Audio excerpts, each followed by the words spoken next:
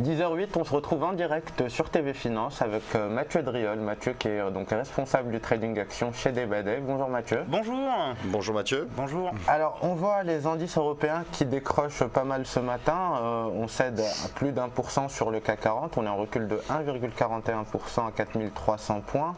On remarque que la baisse est générale sur les indices européens. Donc de quoi allez-vous nous parler ce matin?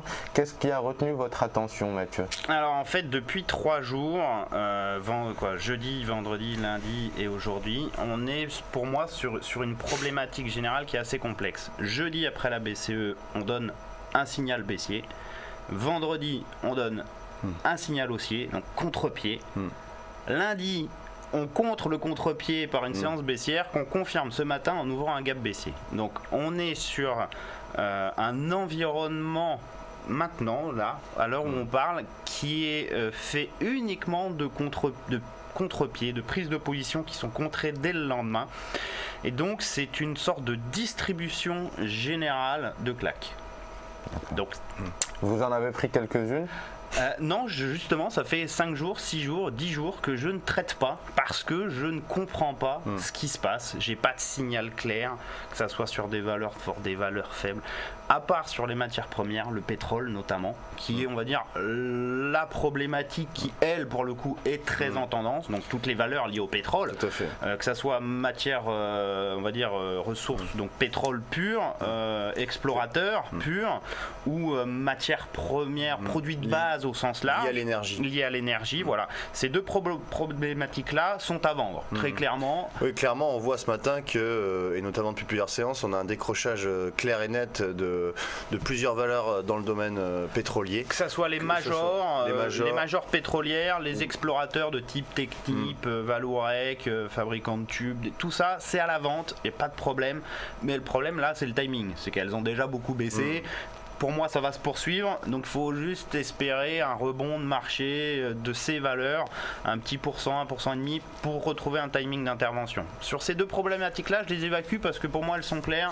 On vend le pétrole, on vend toutes les valeurs liées au pétrole, liées à l'énergie, liées aux produits de base, ça c'est facile. C'est surtout le reste, parce que ça me pose un problème. Pourquoi ? Notamment à l'image, j'ai à l'écran. Pour moi, un peu, c'est mon juge de paix, c'est le Stoxx 600. Le Stoxx 600, c'est l'indice large européen, c'est les 600 plus grosses capitalisations boursières. On voit la bougie de jeudi, BCE, grosse noire. Vendredi, énorme blanche qui clôture au plus haut au-dessus de la résistance majeure. Lundi, on réintègre. Ce matin, on ouvre un gap. Donc dans l'absolu, ce gap, ça peut très bien être un breakaway gap, un gap d'initialisation de tendance. Donc si on initialise une tendance, ici elle serait baissière. Sauf que pour l'instant, le support à 344 il n'est pas cassé. Voilà. Et donc, si vous voulez, c'est là où est toute ma problématique, c'est que je suis théoriquement sur des timings d'intervention à la vente, mais que pour l'instant, je n'ai pas encore le signal au moins intraday de confirmation qui serait sous 344. Alors, Mathieu, vu que le support justement à 344 tient et que la tendance qui dominait jusque-là était plutôt haussière, est-ce que ça peut pas représenter plutôt un point d'entrée plutôt sympathique pour les investisseurs qui n'ont pas pu prendre part au mouvement auparavant? Vous avez le bon réflexe. Théoriquement, il faudrait acheter.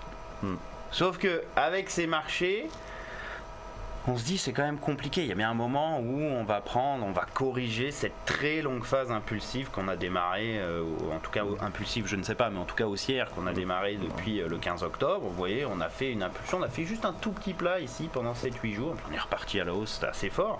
On va se dire, il y a bien un moment où ça va corriger. Mais théoriquement, vous avez parfaitement raison, c'est le point d'achat. En tout cas, c'est le point d'achat avec le risque le plus faible, puisqu'on est juste sur le niveau. Donc effectivement, je serais censé vous proposer des choses à l'achat. Sauf que, graphiquement parlant, déjà, j'ai pas trouvé beaucoup de valeurs qui pourraient me permettre d'intervenir avec une confiance, on va dire, au moins relative. Vous en avez quand même quelques-unes? On se retrouve à devoir acheter des choses. Je vais vous montrer, en fait, la problématique par valeur. On se retrouve à essayer de devoir acheter des choses comme Deutsche Telekom, par exemple. Alors, je vais vous montrer Deutsche Telekom. Voilà, on se retrouve à devoir acheter des choses qui valaient 10 le 17 octobre, sont montées à 14, donc ils ont juste pris 40% quasiment. Payer quelque chose qui a pris 40% en ligne droite, moi personnellement ça me pose un petit problème. Voilà. Si on prend, là c'est sur le secteur télécom qui est un des secteurs qui a le plus progressé. Si on prend par exemple Orange, payer une valeur qui valait 10 le 15 octobre et qui est montée à 15, donc qui a pris 50%, pareil, j'ai un petit peu de mal.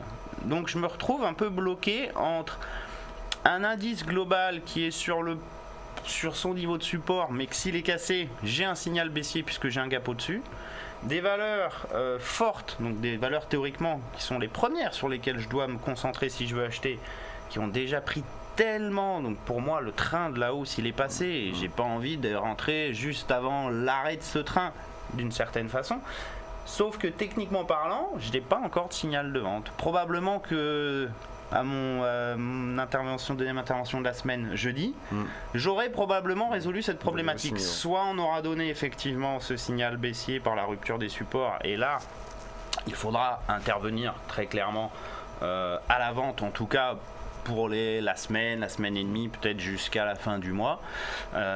Soit on aura rebondi et puis là ça sera traditionnel rallye de fin d'année sur les valeurs. Donc là Mathieu, comme vous nous le dites, vous n'avez pas de biais clair, ni haussier ni baissier.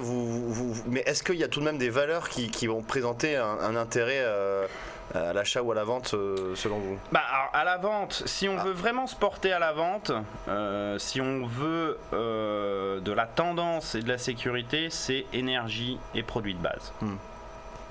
Typiquement, par exemple, je vais vous montrer une valeur faible sur laquelle on a un signal de redémarrage ce matin, c'est Vallourec. Pourquoi valeur faible? Déjà, le graphique pour le mois parle de lui-même. Voilà, on enchaîne des creux, des sommets descendants, des gaps baissiers, des choses comme cela.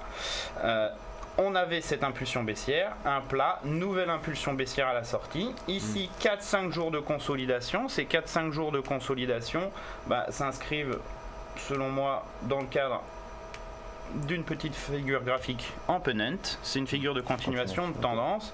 Donc, là, vous voyez, elle perd 5% aujourd'hui. Donc c'est pour ça. Le timing est peut-être pas optimal là. Le timing, il est pas très bon. Sauf que techniquement parlant, vous voyez, le précédent mât, il est là. On est censé retourner vers 20.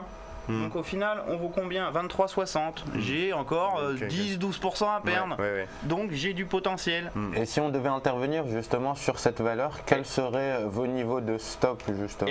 Alors là, en fait, comme je n'ai pas de timing, ça veut dire quoi? Ça veut dire que mon stop, mécaniquement, il est éloigné. Voilà. Le stop, il se situe au milieu de la figure, donc aux alentours des 25-20. On vaut 23,60 à peu près à l'heure actuelle. Ça fait un stop qui est assez important en valeur absolue. Donc deux façons de faire, soit on attend une petite reprise intraday, par exemple sur le milieu de la bougie, 24 aux alentours des 24, pour essayer on va dire d'économiser 1%, 1% et demi, retrouver quelque chose. Soit on est obligé de forcer d'une certaine façon sa vente et d'accepter un stop ambitieux d'une certaine façon, mais le potentiel est là puisqu'on est censé retourner quand même sur 20 euros. Et cette problématique, je la retrouve sur toutes mes valeurs. Très bien Mathieu, écoutez, on se reverra jeudi justement et j'espère que d'ici là votre lecture sera plus affirmée. Moi aussi, moi aussi. Merci beaucoup Mathieu, en tout cas on vous retrouve dès jeudi. On va marquer une courte pause, on vous retrouve dans quelques instants pour la suite des programmes.